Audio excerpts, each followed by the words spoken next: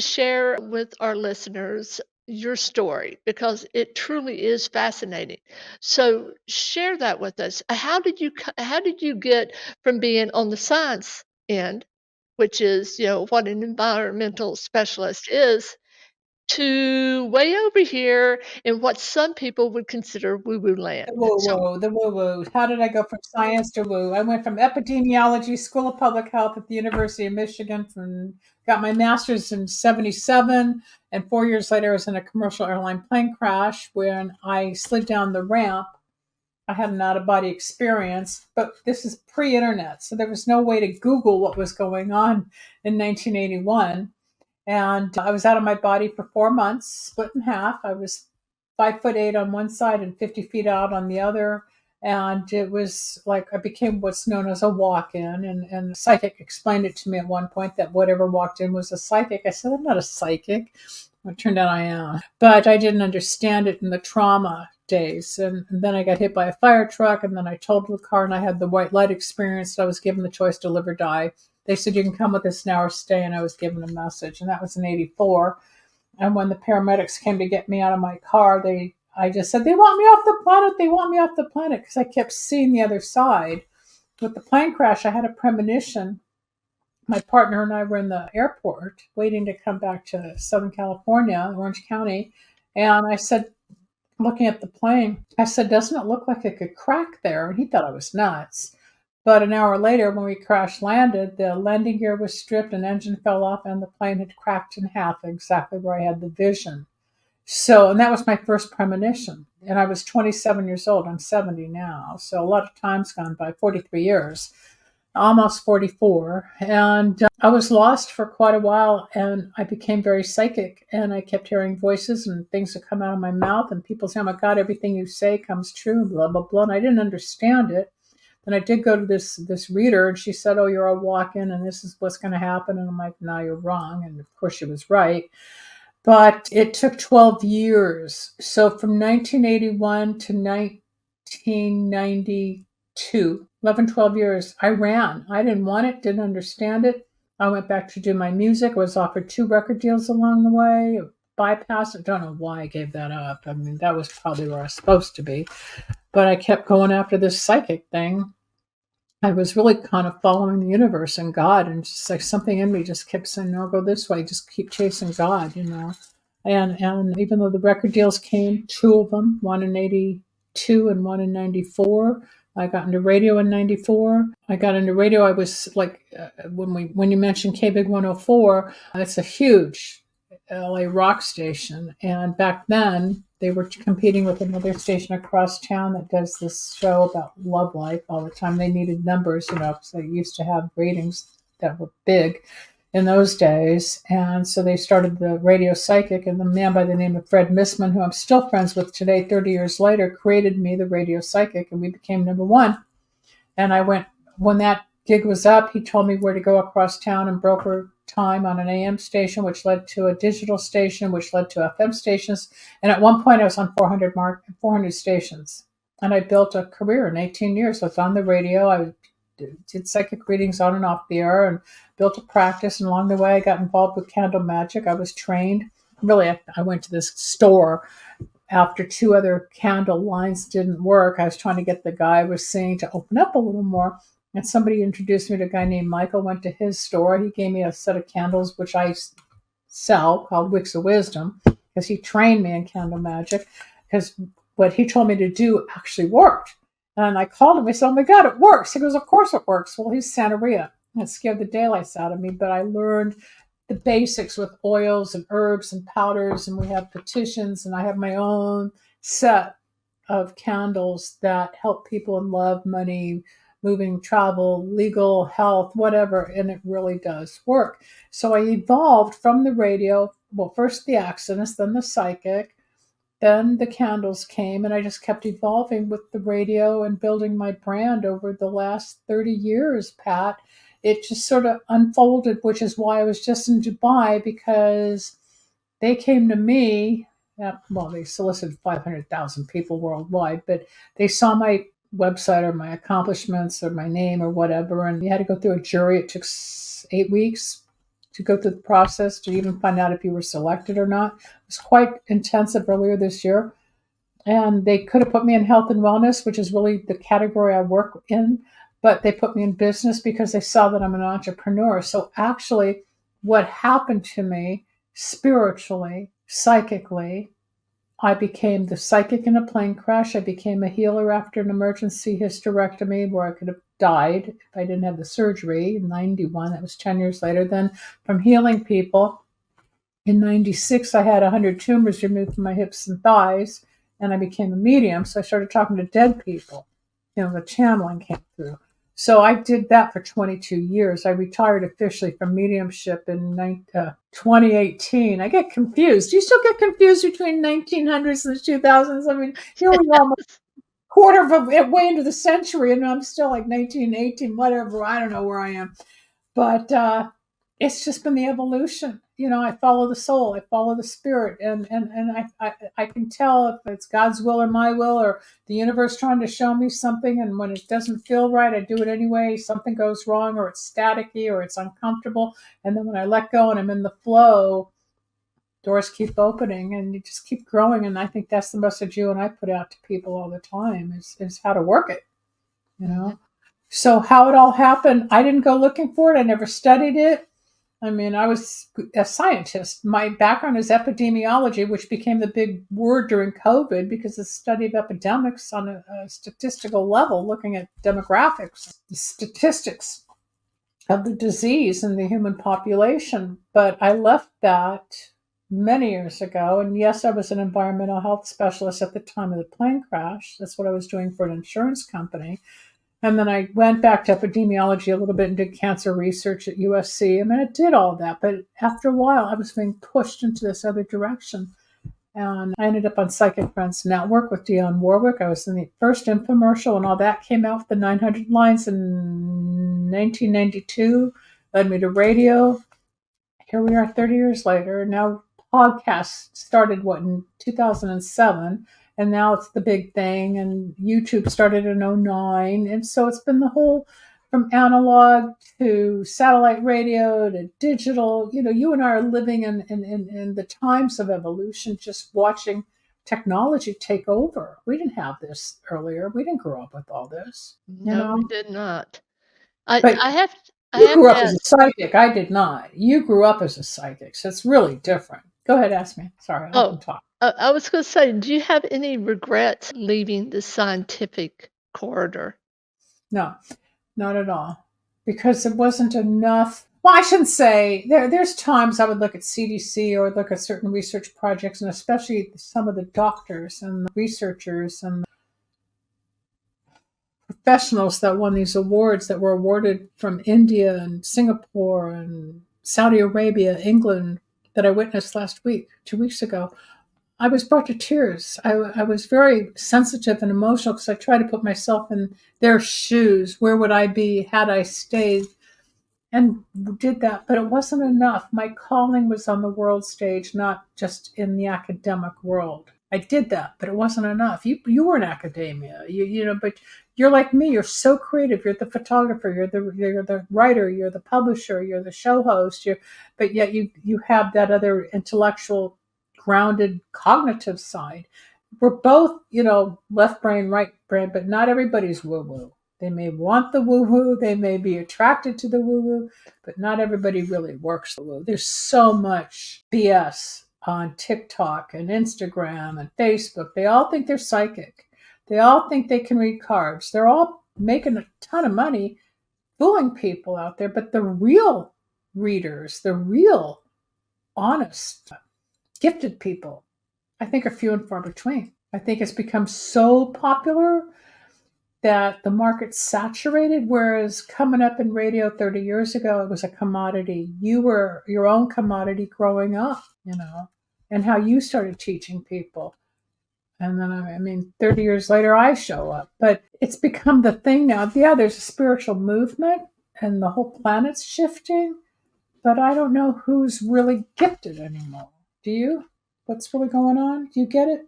I can, it's weird. I have one of my gifts is what I call discernment of the soul. And Yep. I have to admit, I am pretty good at that, being able to tell who's truly gifted and who's not. It's just it's a sense, it's an energy.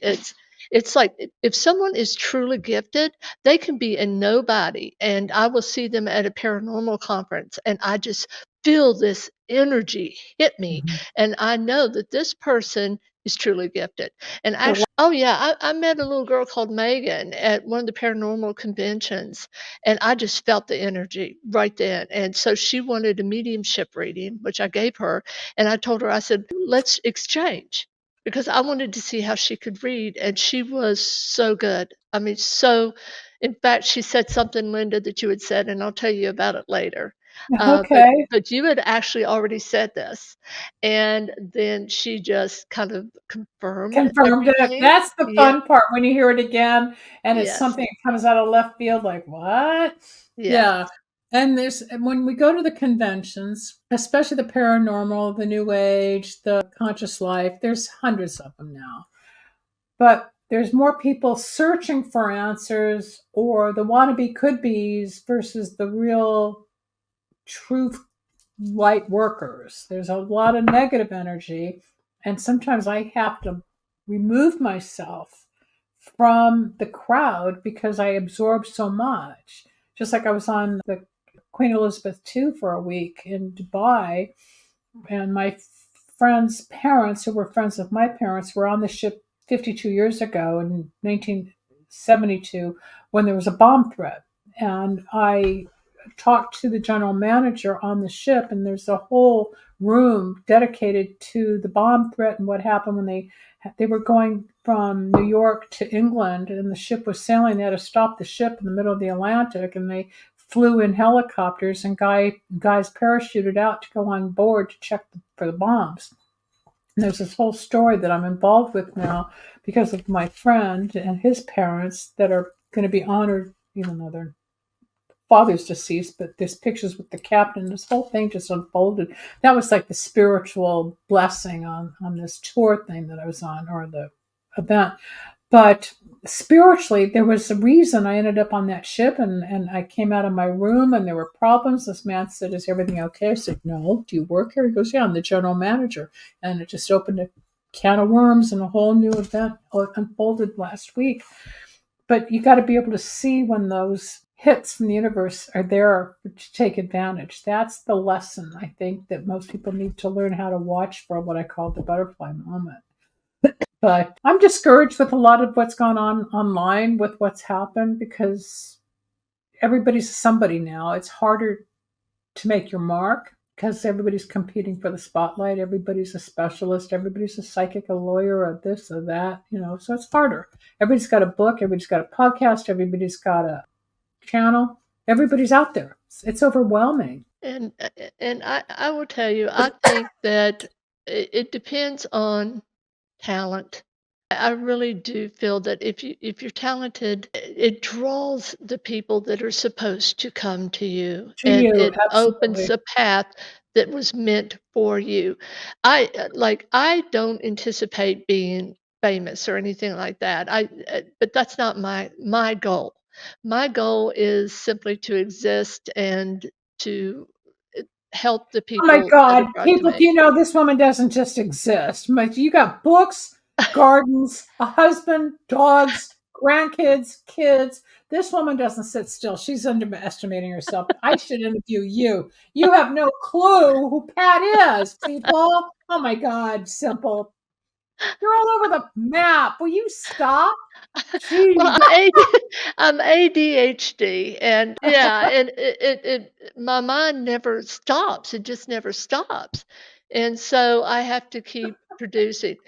I will tell you, I had a college professor once, So funny. and he told me, he said, he talked to a famous author, and I wish I could remember the name now, and I can't, but they were a famous author at the time, and they wrote thrillers, suspense. But anyway, he was talking about him, and he said how prolific you are. He was just so amazed. He said, "You," because he was fangirling over him, right? And he said, "You are just so amazing. You're so prolific." And he said, "That's because the voices won't let me stop." Because Oh, once that you makes sense. produce something, you You know got to do more, more, more, more. more, more. Yeah. How many books have you published already? 9. I'm still on my first, and it's taken me 30 years and 4 different editors, and I'm still trying to get it right. So, I mean, you got to give yourself some credit, but my book will be out in the next couple of months. It is. There's Oh, I'm probably, excited. What yeah, now, tell finally, everybody, what's the title? not sure yet. I'm not sure yet. It's been White Butterfly, but I might change it. I don't know yet. I don't know. We'll see. We'll And for see. those of you that don't know the significance of the butterfly, that's really what I call her spiritual animal. And there's actually a picture of her with a butterfly that's just Yeah. landing on her Oh, out there's of a whole nowhere. story about that. Here in LA, about 12 years ago, my neighbors and I, they moved to Vegas now, but we went up into the hills here in California. In LA, there's what's called Coldwater Canyon. And it was actually Rosh Hashanah or Yom Kippur. It was one of the Jewish holidays. And we were going through the little forest, and there's a little creek. And out of the blue, this butterfly just started flying around. And Emery, who was probably 13, 14 then, she's now Boston University, so she's in her 20s now.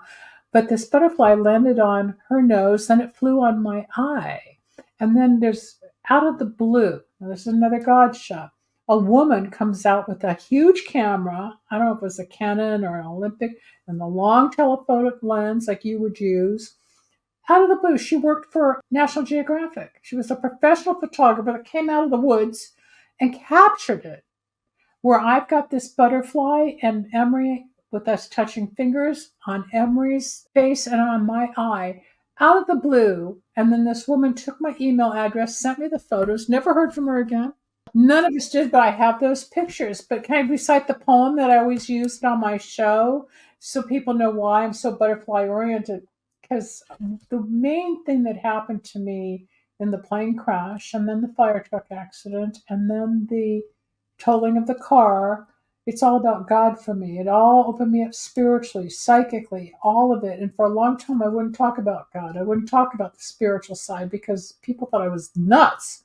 I thought I was nuts. It was scary. And I lost a lot of friends, boyfriends, even my own family. I mean, the whole thing's weird if you're not open to it. But there's this poem. It's a Sanskrit poem from the year 1200. It says, God, are you real?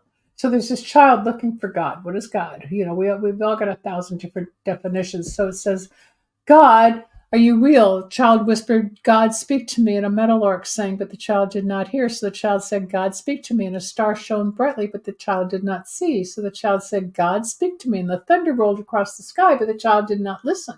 So the child said, God, show me a miracle. And a child was born, but the child did not know. So the child said, touch me, God, show me you're real. Whereupon God reached down and touched the child, but the child brushed the butterfly away and walked away unknowingly. It's all around us. Just like when I came out of my room that they couldn't find my reservation when it's 3:00 in the morning after flying for 20 hours. And the guy says, everything okay? I said, no. You work here? Yep, I'm the general manager. Oh, do you know about the bomb threat? Yeah, and he showed me I mean, the whole thing just opened up. They're butterfly moments when you get into the flow. Things just happen. Is it odd or is it God? That's what I've learned to teach people. That's my calling. That's my passion. That's how I help in my private readings, private practice, radio, and all that. That's my Speaking of teaching, what is the biggest bit of advice that you would give to new seekers? trust the process and open your eyes and watch for the butterflies to guide you on your journey. Learn to take off the blinders and watch how things start happening as much as we want to control, force, drive, when it just sort of happens. And I've had lots of opportunities when I was younger where it came to me, but I didn't know to take advantage of it. Oh, no, I'll wait till the next one. Or maybe this isn't the right group of people. Or no, he's really not it. Or whatever. Life is so short. We're given opportunities, but we don't always take advantage of them when they're there. Now, I am so aware when they're there, I can't say no. I can't run away. I can't wait any longer. I'm in my 70s now. I hope to go into my 90s. I don't know, but it doesn't matter. But I think what people need to understand is that we can't wait forever, and we can miss the boat. And then as the older you get, if there's things you didn't accomplish, then there's the regret and the resentment or the anger. And you can bypass a lot of that by taking advantage of what comes. A lot of people are scared. A lot of people are lazy. A lot of people are not motivated. So I can't answer that for everybody. But those that are seeking, I just tell them trust the process and let them know they're okay. Because we're up and down and up and down. There's no straight line in life, you know. But when you see it, take advantage of it. If it doesn't work, move on, right? I love that, and also, give it over to God, give it over to So divine let, energy. let go, let God, because it's being put by God. It's all God's energy. Is it odd or is it God? Why is this happening? A coincidence is God acting anonymously. You're And right. Linda, before we wrap the show up, do you have anything else you'd like our listeners to know? We're all living souls. We're all in pain. There is no escaping pain, but we don't have to be self destructive with the pain. You got to learn how to tolerate your pain and discomfort and agitation and grievances and find the joy in the butterfly moments and go out and be as kind to people as you can, even if you're fussy and if you're agitated or we go through a retrograde. There's a path and a journey if you just take off the blinders. Some people are so focused on money or only when am I going to hear from him? What about my love life? What about my career? What about when you let all of it unfold? Because life is like a wheel and there's spokes. You got love, you got money, you got family, you got travel, you've got food and nutrition and health, and you got to keep all the spokes going. One or two is always going to be out of alignment, and you fix it. But it's learning the balance and harmony within yourself. And then when you find peace within, the rest seems to flow easier. I've got to ask, to you, of all the spokes on the wheel, which one is the most important? Love, love. It's interesting because the man who I'm still in love with, that you and I talked about a few years ago, it's not over. I can still feel it. It's just timing or whatever. But even though I'm being honored more and more on the world stage, literally, as I keep shooting up higher, when I was on the plane, it's like, okay, I've got these great awards and all these people, but I knew I was coming home and he's not here to share it with. And it's not the same when you don't have someone to share it with. I mean, my dad, I would always share stuff with my mom and dad. My mom's been gone. My dad's got dementia now. And I called him on the way back from the airport to say hi. He goes, "What's up?" I said, "Well, I've been gone for 2 weeks. I was in Dubai and Istanbul." Because of his dementia, he didn't remember. So that hurts. Family. I think people, I mean, I'm not close to my family because we were just so dysfunctional. I've made the family out in the world and my friends, you and your husband, you guys embraced me. People around the world embrace me. I've got people everywhere because it's unconditional love. And if we've got the dysfunction in our own family, you still got to get out there and find your own love. But it's got to start within. And if you can't love yourself, you're not going to be able to love that other person and share it. But that partnership, I think, is more important for the foundation. And then comes the career and the money and all that. But when you make money or fame and fortune or the idolization of something not real with higher expectations, your idol, your God, your goal, you're still going to be empty. I think you got to work it from the inside to get the outside versus going for the outside to fill the inside. And I think that's the biggest lesson people have to learn. You mentioned that you've been going up this ladder, and you're exactly right on that. I think that people do learn that lesson, most people, but it's towards the end of life.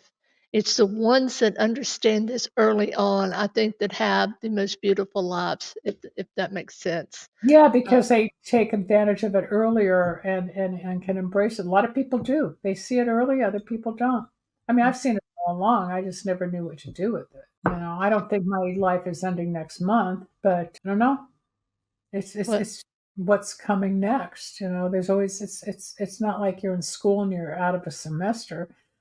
It's not life is one long journey. You got stops, then you got pit stops, and then you go, and then you crash, and then you got something else. If you choose that, some people are fine working and going home and not having a bigger goal. Some people just want a dog in a little apartment. Some people want a 7,000 square foot home. Everybody's got different desires. Not everybody's going to make millions and billions.